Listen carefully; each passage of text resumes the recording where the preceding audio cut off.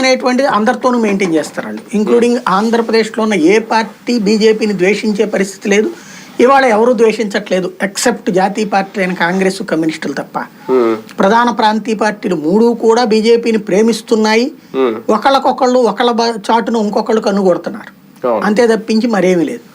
ఇప్పుడు కావాల్సిందల్లా మేబీ ఏదో గట్టిగానే అంటే ఒక 50 సీట్లన్నా అడుగుంటారు ఇద్దరికి కలిపి అనుకుంటున్నాను.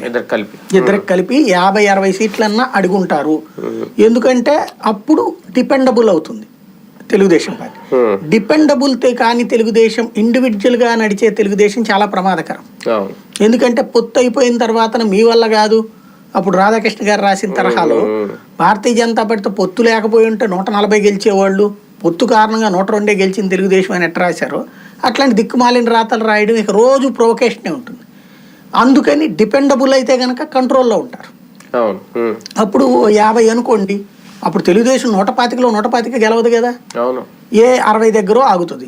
60 దగ్గర ఆగినప్పుడు అప్పుడు జనసేన బీజేపీ ఇచ్చే మద్దతు మీద ఆధారపడి డిపెండబుల్ అట్లాగా చేద్దామని ఏదో గట్టిగా పట్టుబట్టినట్టు కనబడుతుంది. వినబడుతున్నది అయితే 60 నుంచి 70 స్థానాలు అడిగారు ఇద్దరికి కలిపి. అందులో